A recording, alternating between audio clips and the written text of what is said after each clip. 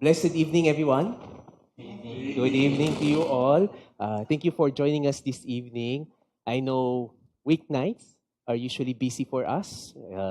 We have busy schedules, and for you to take time to come here, yung iba galing sa inyo Bulacan, meron Bulacan, and kung saan-saan, no? May galing pa sa South. So thank you for joining us this evening.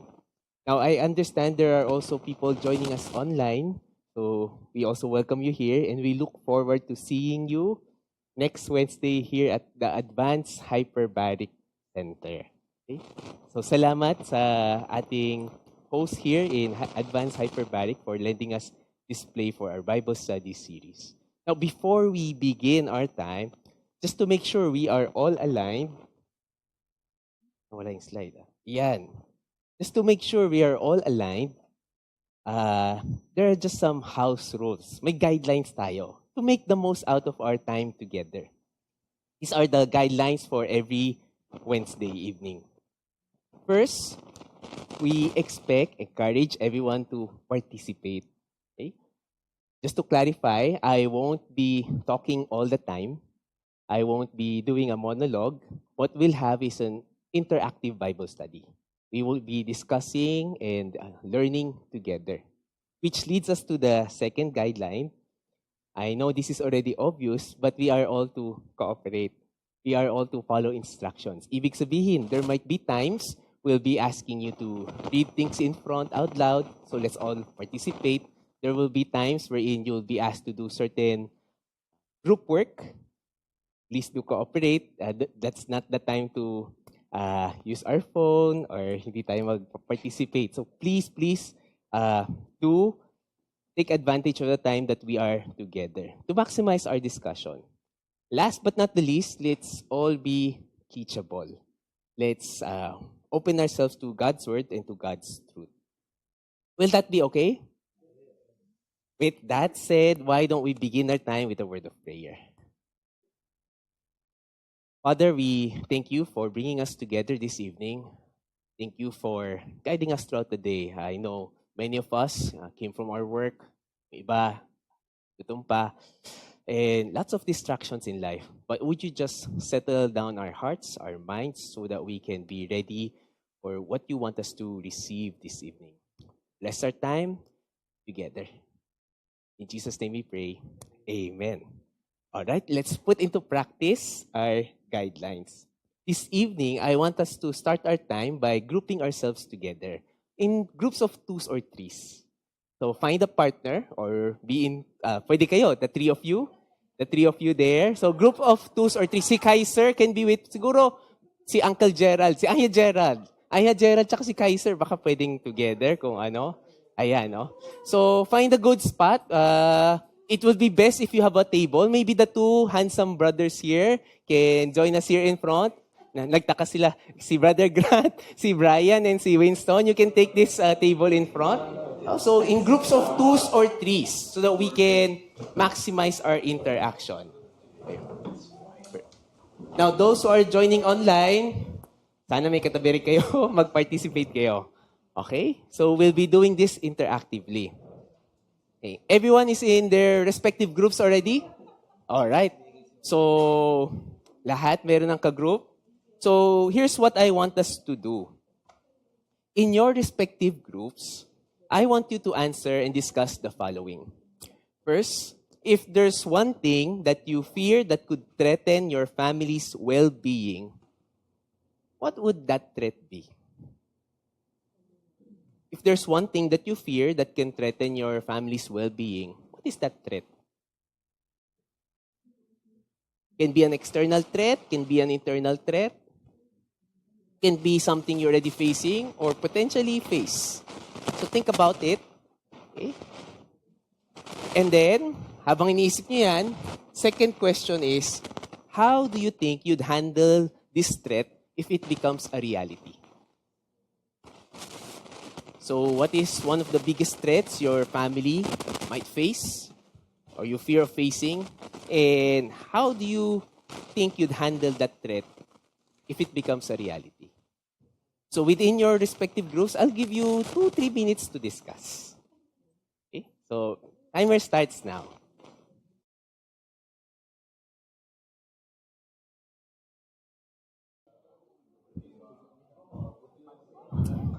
All right. Let me have your attention. Okay. Thank you for your participation. At this point, we'd like to hear some of your answers. No? Curious tayo kung ano yung mga answers nyo. Why don't we begin with our handsome brothers at the back? No? The three guys over there, sila Kaiser, Tim, and Gerald. How about you share? You don't have to share your own fears. You can share your group mate's fears. Okay? Hindi mo kailangan sabihin sino sa group mate mo naman. No? Basta someone shared, ganyan, pwede. No? My answer for the first question is bankruptcy. Bankruptcy. Since we have our own family business, so we rely on money. So yun. And how do you think you handle this threat? Yung sabi ko sa kanila is just surrender everything to the Lord and pray. Thank you for sharing. How about sila? Si Mary Ann. Over there. So, parang nag-same what we discussed na someone from the family growing away from God or being heavily influenced by mga bad friends na going away na talaga. So, Atime also shared na it depends also on the person kasi sometimes the head-on approach works with them na dapat immediate cut off. Pero with some, in her experience with sila Bea na sila, it doesn't always work. At parang kailangan ma-experience nila yung consequence and kausapin ni Atime also before they understand na there needs to be an immediate cut off also. Interesting. Thank you for sharing. How about sila attorney here, Attorney Irvin, their group? Attorney pa na, hindi ko alam Si Brother Irvin. So, I answered sickness. Sickness as well. Sickness. So, how do you think it handle? So, that we were able to discuss na managing our, kumbaga pag nagsasakit, kailangan ayusin yung taking care of the body. So, eating properly, exercising. Hindi pwede yung basta-basta doing what you want kasi mag-i-irrit talaga siya. Hindi reality yung hindi nakatapos. Magka-hyperbaric ka, no? Two more groups. Thank you for sharing. Sila Rupert, curious ako. How about, what did you guys share there? For us, what I said, if there's one thing that you fear that could threaten your family's well-being, it will be a sudden death of a older person. Usually, for me, it would be either my grandparents, my aunts, or my parents in family. And if that's what happens, how we'd handle it as the kids is talagang habol talaga. Yung sudden shock, the sudden grief and everything. Ang sabi ko is prayer for comfort, yes. Tapos prayer for strength as well with regards to handling the matters. Okay. Prayer as well. Thank you. Sige, siguro one more group.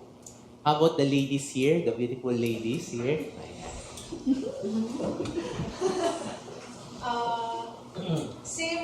I'm similar with Attorney Irvin. If anyone in the family gets sick, tapos how do we handle it? Same thing. You're knowing the do's and the don'ts, knowing what you can eat, what you cannot. And then as a family, if one gets sick, as a support, you also don't eat also the things na bawal. Kaya ganon. So, a healthier lifestyle, no? Yes. Thank you for sharing. Sige, bonus. Tanong ko lang, meron pa bang ibang nag-answer that's not related to health, yung threat not related to finances? So yeah, how about this group, sila Brian? Can you share? Any of you? Bitterness. Bitterness. Okay. Emotional threat, Maganda sa So, nasagot namin yun. Be Christ lang. Who is friend? Sila Elder Dexter, sila Dayshawn, how about that thing? Sa amin, it's the same with healthy. Health also. Pero Sa amin hindi. Sa inyo po, sa inyo. elucidation, sabi niya, what if sickness? And we tackle that. But for me, it's more on the spiritual thing. So what if a false teacher or a false doctrine is influencing some of your family in the church? I mean, I consider the church as family. Yes. So what if there is? And the answer is, that's why we should be rooted in the Word of God. Amen. So that we can discern, oh, that's wrong. The Bible says this is the right thing. So I think that's the threat that we are seeing, especially right now. It's difficult because the false would seem like it's almost true. Diba? So that's why we need to be careful and because Satan will not attack outsiders because those people are his already. He attacks inside. So I think that's it. We should protect our church family. That's true. Wow, well said. I think it's also related to what we discussed in cross-proceeding last Sunday, right? About being doctrinally sound, about the challenges with false teachers. And thank you for sharing your answers. Truth is, we live in a world where our family face a lot of potential threats. Correct? There are physical threats. I'm surprised walang nagbanggit, no? Kasi yung totoo, ang daming posibleng threats to our lives, to our safety. Sasakyan natin. Dati uso yung akyat bahay gang, kidnapping, violence, crimes, the threat of war. It's always a reality, a possibility. And then many of you mentioned health threats, health issues. Someone can get a contagious disease. Someone can get a terminal disease. And then we also face financial threats, bankruptcy, inflation, mataas yung presyo ng suppliers. So many things that are beyond our control. There are a lot of things that can pose as a threat to our modern day family. And just like any family member, I believe we'll do everything we can in our power to address the threat. Tama ba? Kung may kaya tayong gawin, we'll do that. That's why we'll eat healthy, make a healthier lifestyle. Financially, siguro kukuha tayong insurance, gagawin mo lahat para mas protected tayo. Physically, we make sure our doors are locked. Some of us in our townhouse, we have our security guard. Yung iba may bodyguard pa. No, kukuha sila just to protect ourselves and our families from existing threats. It's only normal that we do everything to address the threats around us. Now, as we dive into the book of Titus, we'll actually similar dynamics at play. You see, the book of Titus was written by the Apostle Paul to address the threats facing the churches, the believers in the island of Crete. In fact, we'll discover this evening and in the coming weeks that there were two main threats to the believers in Crete. There was external threat and meron din internal threat. One coming from outside the church and one coming from inside the church. And like a father concerned with the well-being of his family, sabi nga ni ang ating sister kanina na importante yung family ni God, right? To protect. Si Paul, he's like a father who's concerned with the well-being of God's family. And Paul saw these threats and he wants to address these threats head-on. To give us a better perspective on these threats, it will be good if we have a bit of background about Crete and the citizens of Crete. Has anyone been to Greece? Greece? Meron, right? Meron sa inyo. I wonder, has anyone been to Crete as well? So some of you have been to Crete. Alam nyo na, no? What are some trivia about Crete? Sabi ko na-expect ko meron right? Brother Jose, ano bang isang something trivia about Crete that you remember? Ruins. May mga ruins, marami. Sumowans sa mga ninong nila. It's a boring place. For someone like Uncle Jose, boring ang Crete, no? Wala ka makita doon kung hindi ruins. Pag ruins yun lang yung makikita mo. Some trivia about Crete.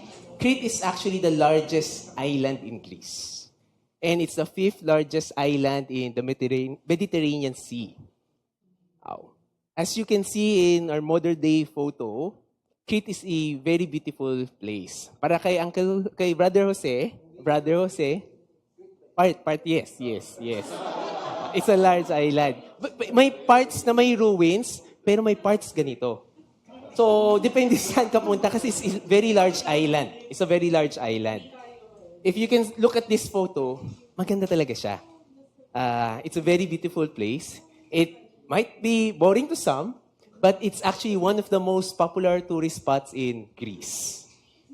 It's a place that's rich in history. Kaya nga may mga ruins. And it might be boring for some, but for others also, it's a nice place for retirement. Okay? Sister Mary Ann. Kasi for us, who studied designs and interior architecture gano'n, syempre you would visualize those structures. Yes. So, for people who are not in those fields, Pauwi mo rin ang inauwi. buti na sila makotse lang. I have to correct myself though. Kasi nung pumunta kami dyan is winter. Nung winter, ang Greece, hindi siya tourist season. So walang tao. Tsaka lahat ng shop closed. Balik tayo, Brother Jose. Hindi ko alam sa inyo, pero if I look at this place, ang ganda, no? Relaxing. And maganda pang retirement. Siguro nga boring, pero masarap mag-retire dyan. Right? It's really a nice place. And I believe from there you can go to Santorini. One day magtutour ka, pwedeng biyahe. Malapit-lapit. No? Pwede. One day? One day. Well, there are lots of nice things about Crete. Otherwise, hindi siya magiging top destination place in Greece. However, even with all the nice things about this place, the island was notorious for its culture of carnality. You see, the Cretans, people who live in Crete, had a reputation for being idle. They were known to be dishonest and somewhat corrupt.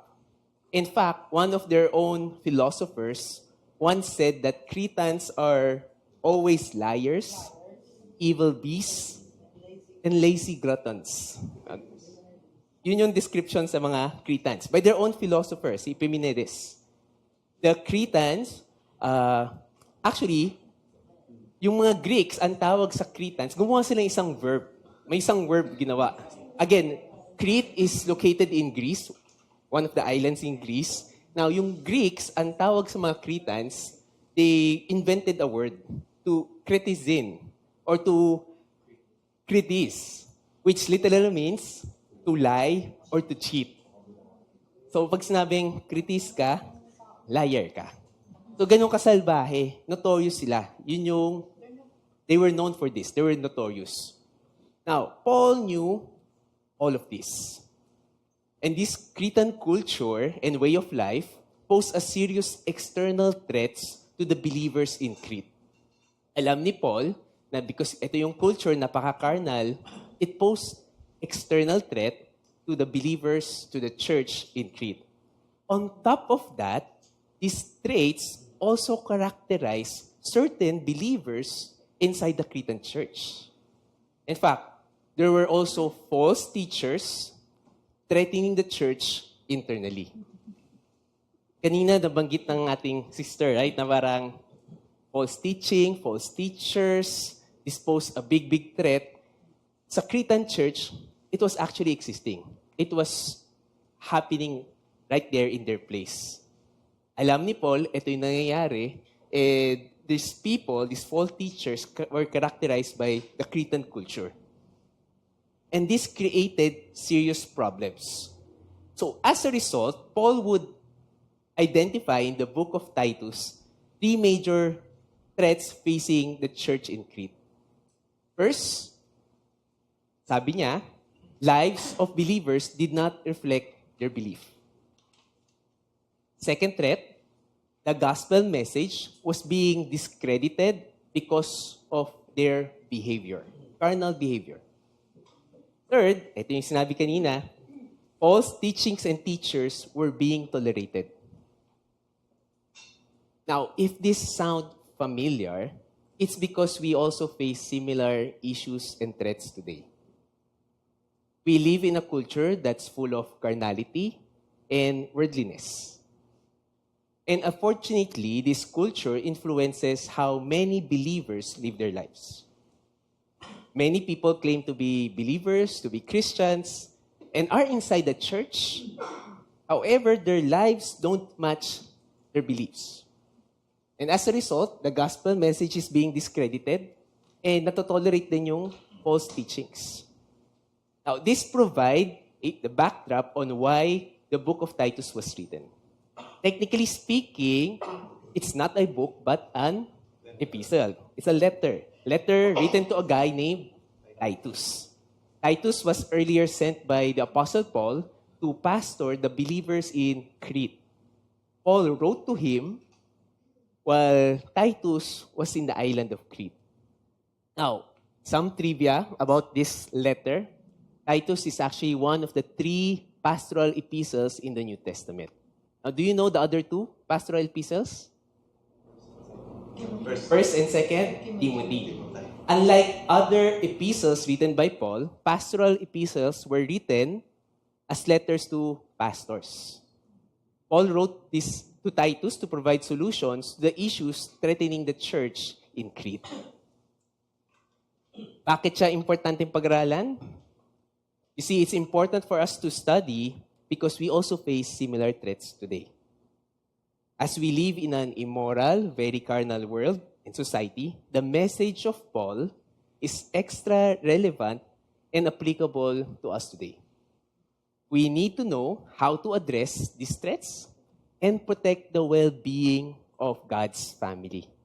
Kanina, as our sister was sharing, parang sabi ko, amen, pwedeng tapos na yung Bible study, na-summarize na eh. Kasi in reality, that's it.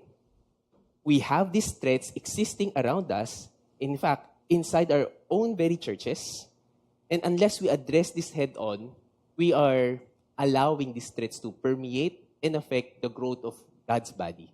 And nakidiscredit din yung gospel message. Now, with this background in mind, I want us all to read our passage for this evening. Titus chapter 1, verses 1 to 4. Let's all read this out loud. Verse 1. Paul, servant of God and apostle of Jesus Christ, to further the faith of God's elect and their knowledge of the truth that leads to godliness, in the hope of eternal life, which God, who does not lie, promised before the beginning of time, and which now in his appointed season he has brought to light through the preaching and trusting by the command of God our Savior. To Titus, my true son in our common faith, grace and peace from God the Father and Christ Jesus our Savior. Now, as mentioned earlier, I won't do all the talking. So here's what we'll do. There will be worksheets provided to each of you, and I'll give you time to answer the first 6 questions in the worksheet. So I'll ask Sister Mel, Sister Camille, and Sister Tiff to please distribute this paper. Okay. Sige, si Sister Camille at si Sister Mel na lang. And we'll give you time, we'll give you a few minutes to answer the first 6 questions. Now, just to make sure we're all aligned, we're not to use Google, we're not to use ChatGPT in answering these questions. We'll use our Bibles and our God-given brains to dissect. No? You don't have to worry for now if you answer everything perfectly. What's important is we develop the way you study scriptures. So open your Bibles. The passage is also printed there on your worksheets. So don't worry if you answer everything perfectly. We'll have time later to process our answers together. For now, what's important is you're able to process God's word first by yourself. Okay? So, everyone has a paper and pen? Ayan. For those joining us online, we'll also flash the questions on the screen para kita rin nila. So I'll put an alarm. I'll give you some time to work individually first. And just take this time to answer these questions.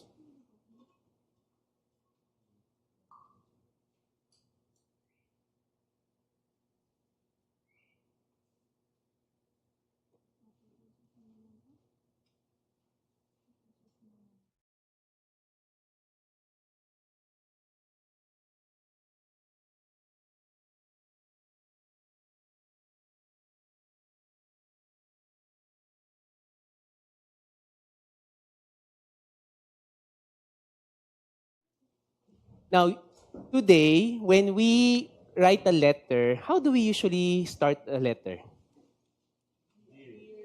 Dear so-and-so, right? We start with the name or the recipient. Tapos, we end the letter with our name, kung kanino galing, right? But during Paul's time, ang salutation nila, it starts with the author and then kung sino yung recipient. And so, as we saw in our passage today, typical naman na salutation siya. However, there are things we want to dissect in these 4 verses. Starting with the first question. Let's process this together. First question, let's read this together out loud. How did? What specific titles did he use?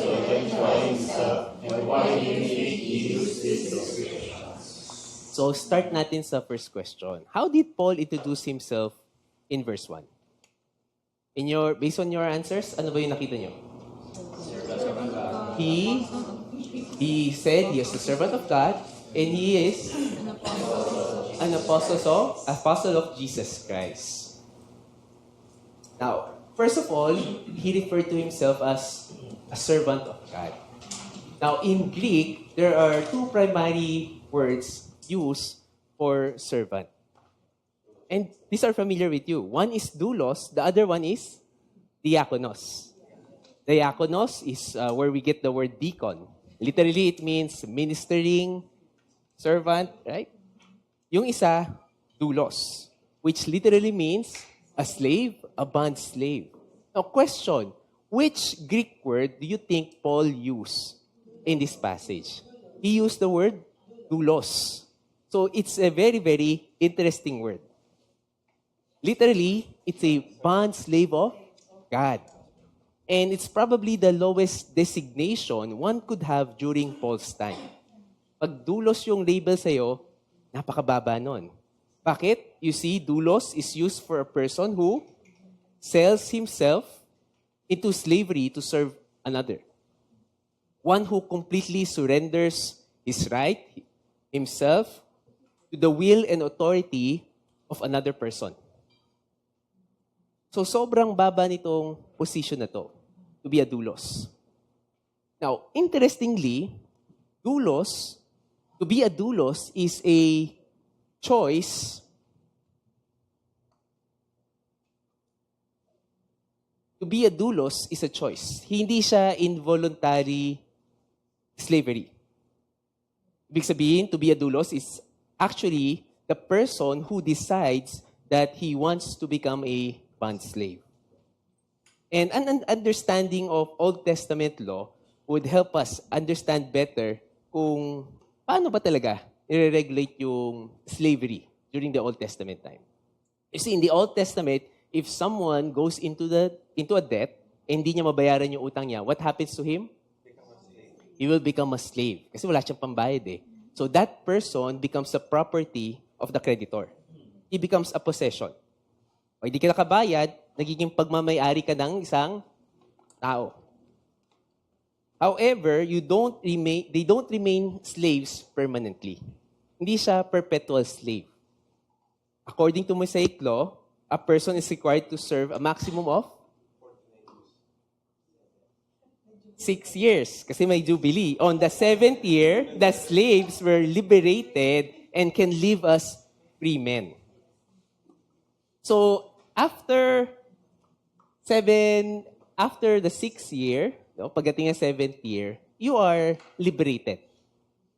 However, some slaves would choose to remain as slaves to their masters. Tapos na yung 6 years, may freedom na dapat, pero sila, they choose to remain as slaves. Bakit? Especially if their masters are kind, especially if their masters treated them well. If they look back at their lives, bago sila maging slaves, grabe yung destitute nila, grabe yung kahirapan ng buhay, walang-wala, and then a master treated them so well, housed them, provided for them. So instead of choosing freedom, they would express to their owners their willingness, their desire to remain as slaves. When they do that, he would be then taken to the tabernacle where the priest would bore a hole in the earlobe of the person with an awl. So bubutasan siya. Kaya may nakikita kayo, di ba parang yung iba parang may butas yung ear? It signifies that from that moment, he was the bond slave of the master. He will be a slave for life. But it is by choice. Free na dapat siya, pero pinili niya to be a slave. That means wherever he walked, his ear proclaimed the character of his master. Binobroadcast niya na dulos siya. Here in verse 1, we see Paul refer to himself as a servant of God. A doulos. Apparently, it is never a low thing to be a servant of a great God. He proudly declared that he was a bond slave of God. That he chose to completely surrender himself to God. Hindi siya nahihiya to identify himself as such. After all, God has redeemed him from the slave market of sin. He fully recognized who owns him, and he has pledged his loyalty to his master. From that time, he lived for the pleasure of God. Something to think about as we also follow Christ. Do we also see ourselves as bond slaves of God? So, ang unang description ni Paul sa sarili niya, he is a servant of God, a doulos. Pero hindi lang yun yung description na ginamit niya, right? Meron pang isa. He referred to himself as an apostle of Christ, of Jesus Christ. Now, what do we know of the word apostle? Messenger. It's messenger. Literally, it's a sent one who is sent by someone. It's use of a delegate or a messenger sent out on a mission with authoritative credentials of another. Para siya padala, para siyang ambassador. He sent with certain authority. Meron siyang authoritative credentials as the personal representative of another. Now, in our church, Crossroads Redeemed, we've encountered the word apostle several times as we've been going through the book of Ephesians together. Yan yung series natin. And we've learned a number of things. And I believe, I know, you've also went through Ephesians, and from time to time, even when we were with you last December with Pastor Kit was a speaker, he also mentioned again about an apostle. So we're very familiar about apostles. Napag-aralan nyo rin who are apostles. But it wouldn't hurt if you also watch our YouTube sermons, our sermons on YouTube. Our YouTube channel is called Crossroads Redeemed, no? So please like and subscribe. As a quick review, what are the qualifications to be an apostle?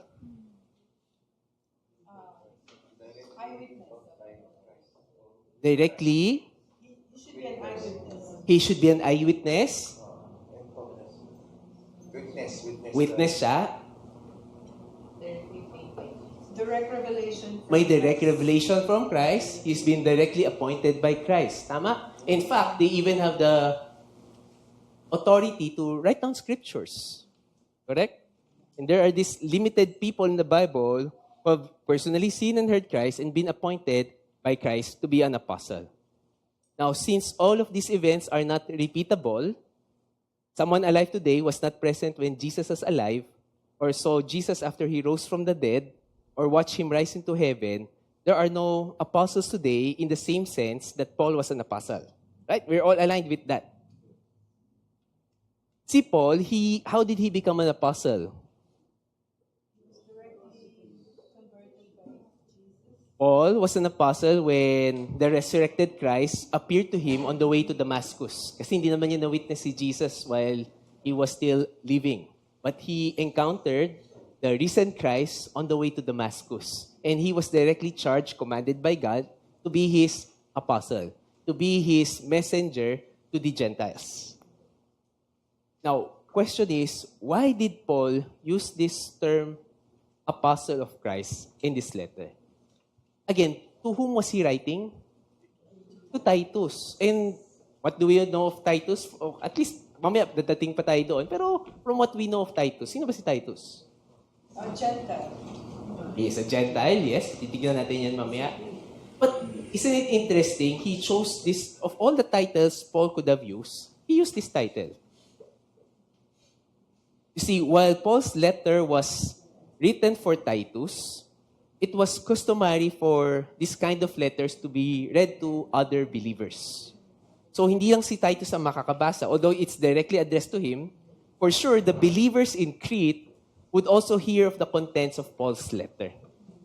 And so, it would appear that Paul was asserting and reinforcing his apostolic authority to empower Titus, the pastor of the believers in Crete. Interestingly, Paul chose to refer to himself as a servant before using the title apostle. This shows the humble posture of the Apostle Paul. Kasi he could just have easily said, an apostle of Christ. His authoritative title. Hindi niya kailangan servant or doulos siya. But he still said, I'm a doulos and I'm an apostle of Christ. He emphasized that he was first and foremost a slave of Christ. That he was a servant before an apostle. Now, on our end, we might not be an apostle like Paul. However, we are also called to be Christ's ambassadors, right? His messengers to this day and age. And we have an important message to carry. But it should come from a servant-like posture. Keep this in mind kasi babalikan natin ito. Now, question number 2. According to Paul, what was his two-pronged mission as a servant and an apostle? Ano ba yung two-pronged mission niya according to verse 1? To further the faith of God's elect, God's people, God's chosen ones, and anything else?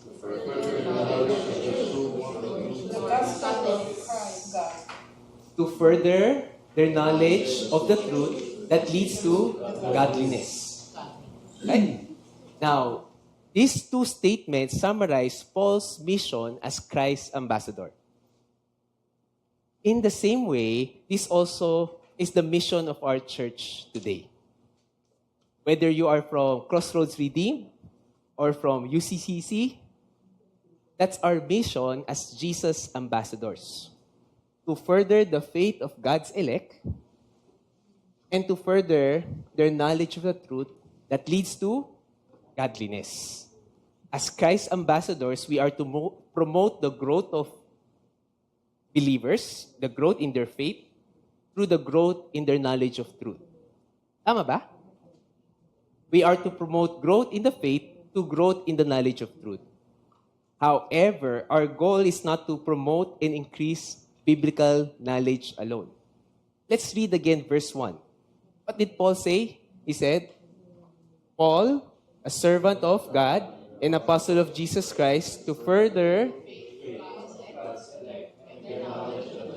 that leads to, according to our passage, what should be the result of an increase in the knowledge of truth? It should lead to godliness. In other words, the aim of God's truth is to promote godliness in God's people.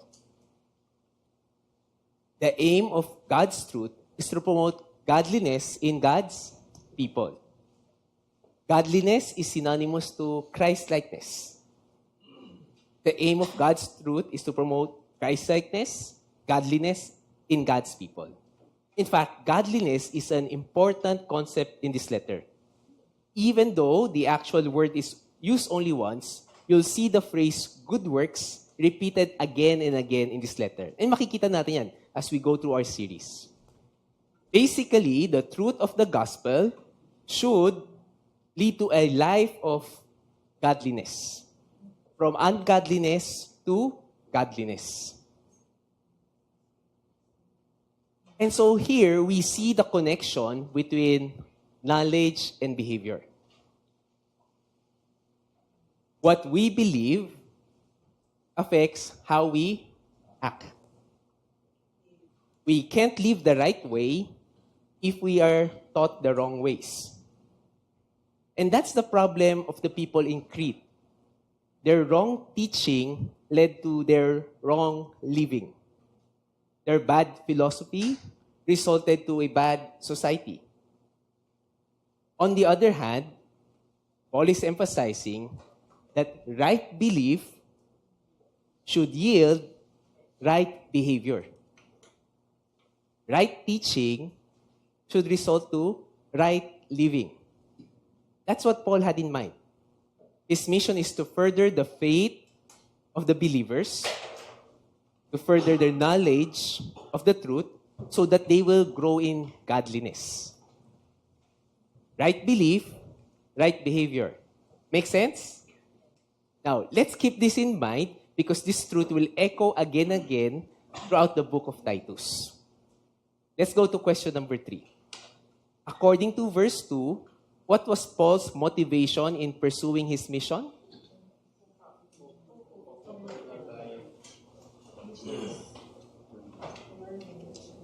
What motivated Paul is the hope of eternal life promised before the ages.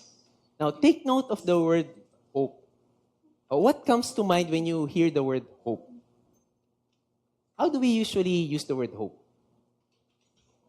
Something that we look forward. Something we look forward to, sabi ni Kaiser, sana. Diba? In our age today, and we discussed this in church, right? People today, when they use the word hope, they refer to something that they want to happen, but they are not certain of it happening. Sana. For example, sana hindi umulan bukas. We hope it will not rain, but we are not sure it will not rain. Sana mag-end na yung war sa Middle East kasi ang mahal ng gas. Magkano na? Tataas? 12 pesos yung diesel, right? Kung hindi pa titigil. So sana mag-end na tomorrow. We hope it will end, sana, but we're not sure it will end tomorrow. I hope matapos na yung Bible study ni Pastor Don. Wag sobrang late. Sana matapos na. Something we want to happen, but might not necessarily happen. Sana. Right? Now, elpis, the Greek word for hope, is not like that. Here in this passage, it refers to certain hope. Biblical hope is being confident of something that's certain. Confident expectation and anticipation. Hindi siya sana. This is a sure thing. And so Paul is saying that his hope is in the certainty of eternal life. Now, what comes to mind when we hear the word eternal life? Eternity. For many people, they see eternal life, ang thinking usually is about heaven, what will happen in the future. It's a future reality. However, eternal life actually doesn't start when we are in heaven. The Bible says that eternal life begins when? The moment a person receives Jesus Christ. John 3:36 says that the one who believes in the Son has eternal life. Hindi will have. Tama? It's not a future reality, but a present reality that's promised before the ages. Now, where does Paul's confidence come from? Based from our passage? His confidence is anchored on God Himself, whom He described as someone who never lies. Someone he can trust, someone who is faithful. His confidence is anchored in God and his faithfulness to his promises. Interestingly, Paul wants to reiterate this confidence to his reader. Sino ulit yung main reader niya? Si Titus, and yung secondary reader would be the Cretan believers. So, keep that in mind. And we'll see that more in a while. More of that in a while. Number 4. What did Paul refer to that God has promised before the beginning of time and was brought to light in God's appointed season?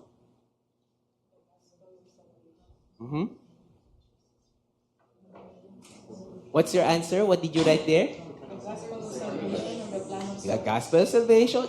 Basically, Paul was referring to the eternal life. That was the subject he was referring to in the previous phrase, right? It's a connection. In God's appointed season, Paul said that the promised eternal life was clearly brought to light upon Jesus' incarnation, crucifixion, and resurrection. It was promised before, but it came to light when Jesus incarnated, when he died on the cross, and when he resurrected. Now, what was Paul entrusted with by the command of God, our Savior? Paul was entrusted with the preaching of the message about the eternal life.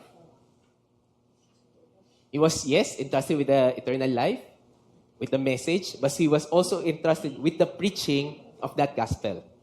He was entrusted by God to proclaim the gospel message about Christ. Now, as God's ambassadors, we also have that responsibility to proclaim the message of Christ. Yes, we're not apostles, but we are Christ's ambassadors. And we are entrusted to proclaim the gospel message of Jesus Christ. All right, number 5 na tayo. How did Paul describe Titus in verse 4? He was described as a true son in our common faith. He was a true son in the common faith. He was Paul's spiritual son, spiritual child. Now, there's not enough info in the Bible if Paul was the actual person who led Titus into faith. Most likely he did, but hindi naman nakaspecify. But what's clear is that Titus was treated by Paul as his spiritual child, his spiritual son. They had a mentor-mentee relationship.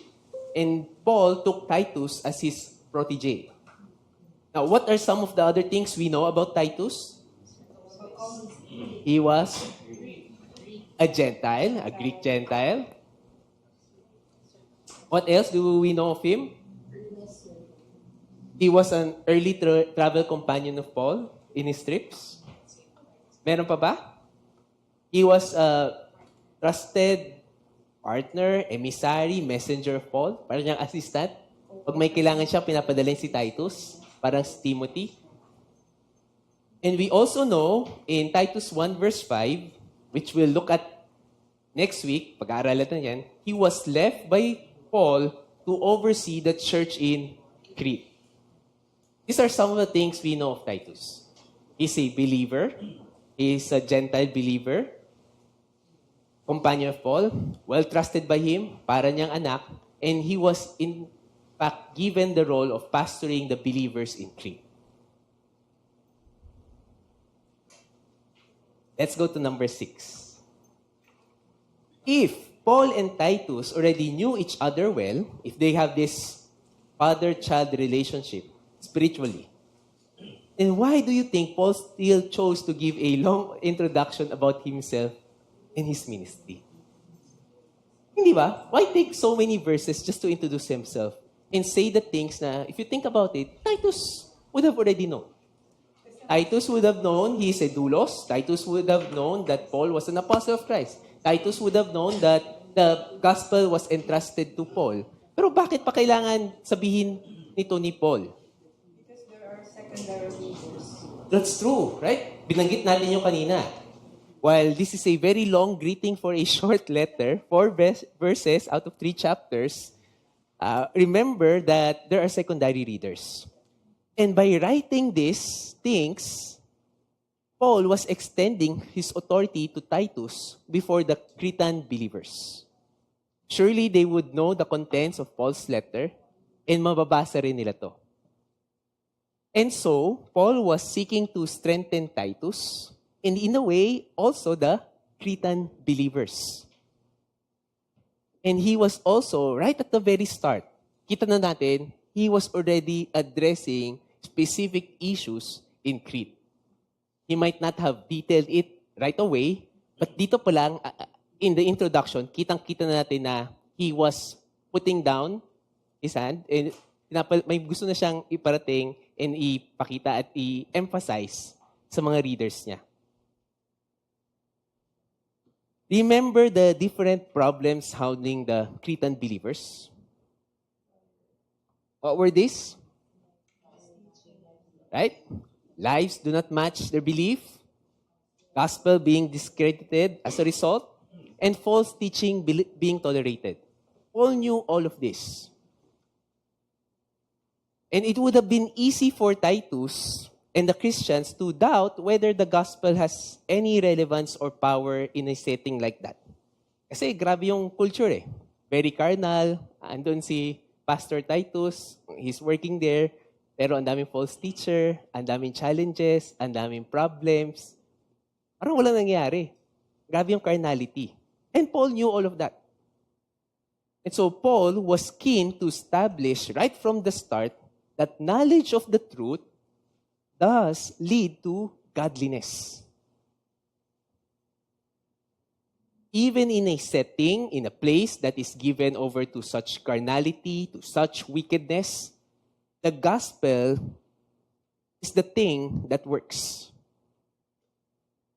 The gospel works. Yes, there's so much carnality. Yes, there's so much worldliness. But the gospel is still that thing that works. Yes, there are already false teachers inside the church who are active and appear to have a very, very notorious lifestyle. And we'll meet them more as we study the rest of chapter 1. However, Paul is saying right from the start that hope is not lost. Let's read together this quote. Paul is keen to establish in a culture of lying and a false gospel in the church that he has the eternal and true message from the God who never lies.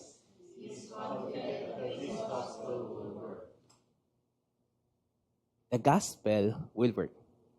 Even amidst the carnality and worldliness the church is facing, the believers are facing. The gospel still works. The gospel will work. You see, in Titus chapter 1, verses 1 to 4, the passage we studied this evening, Paul establishes the relevance and power of the gospel amidst the overwhelming threats and problems in and outside the church. He also reestablishes Titus' connection with both Paul and the gospel. Kinoconnect niya. And it also provides backing and encouragement to Titus, his mentee, in a setting where he could be easily disregarded. Yes, we studied just 4 verses, parang intro lang, but here in these 4 verses, we see these truths already. The relevance and power of the gospel, Titus' connection with both Paul and the gospel, and an encouragement to Titus in a setting where he could easily be disregarded. Paul wants his audience to know that the true gospel leads to godliness. Godliness in Christians is caused by them knowing the true gospel. Question is, how is our conduct today? Does our life match our belief?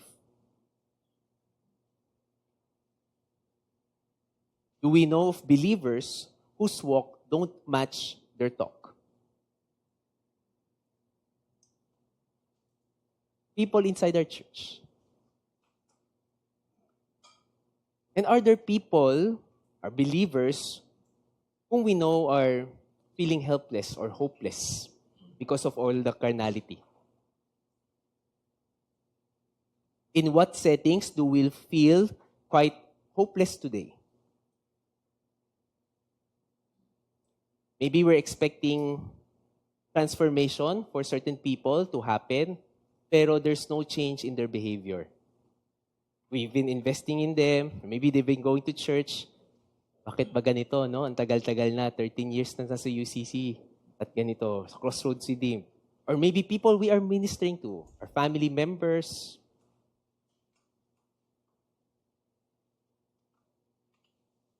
Tonight, we are reminded that the true gospel leads to godliness. If we want godliness, take root, and to show in the lives of people, they need the true gospel. And so, as followers of Christ, our walk should match our talk. Very important. Mahirap pag hindi nagmamatch. Nadi-discredit natin yung gospel. Second, if we know of believers whose life don't match our beliefs, let's help her grow in the knowledge of truth that leads to godliness. That's what they need. And if you are in a setting that you feel hopeless and parang ang bleak ng future, let's take courage in the relevance and the power of the gospel as we proclaim God's message. At times, we might feel discouraged, but we can take hope in this truth, that the true gospel leads to godliness. There might be people in our lives, in our church, in our families, wherein we are feeling hopeless. Parang walang change, walang nangyayari. But again, the true gospel leads to godliness. And so, here's what I want us to do right now. In our own respective small groups, we'll be discussing the following. Let's discuss what's the most significant insight we received, reminded of, based from our study this evening.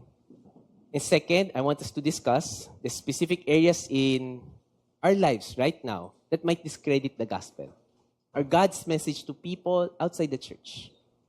It can be in our speech, habits, attitude. And what needs to change if we are to grow in godliness? Last but not the least, what will we commit to do starting today to help others further in their faith and knowledge of the truth? These questions are in your worksheets. So this is not a time for us to answer alone, but we'll be discussing our answers in our group, with our group mates. So let's go to our respective groups. We'll take turns to answer each question in your worksheet. Each question on the screen. Starting with question 1. Take turns answering. Take turns answering number 2. Take turns answering number 3. So I'll give you time to answer all of this. So let's start.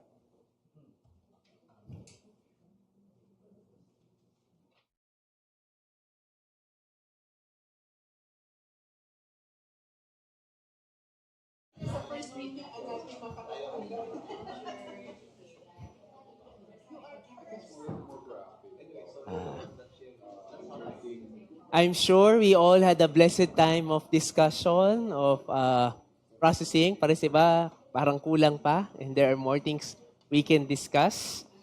But as we wrap up our evening, let's just go back to these 3 important truths. As followers of Christ, we need to walk the talk.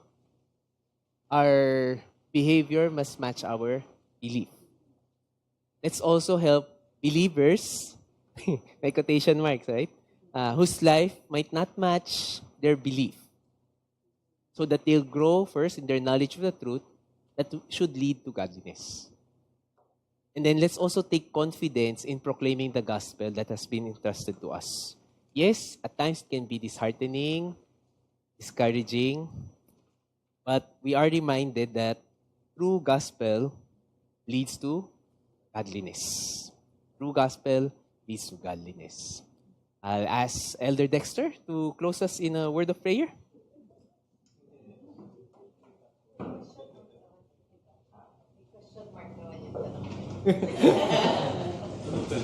Kung ikaw ba talaga mag-lead. Hindi prayer lang, hindi Bible study. Nakipatayin ako. Let's pray. Dear Lord, Heavenly Father, we praise and thank you, Lord, for tonight, Lord. We thank you, Lord, for the lessons that we've learned through your servant, Pastor Don, reminding us of the importance of godliness, the importance of yung knowing yung who we are and knowing what we need to do as Christians, and especially yung importance of who we are within our church family, Lord. May we, as members of the church, Lord, be able to walk the talk and live the life of Christian, walking the talk and living a life of godliness, Lord, to show to people around, not only people in our church, Lord, but also people around us, Lord. We praise and thank you once again for the Bible study tonight, Lord, and we pray for safety, Lord, as we go back to our respective houses, Lord. We lift up everything to your hands, Lord, and pray all these things in Christ's name. Amen.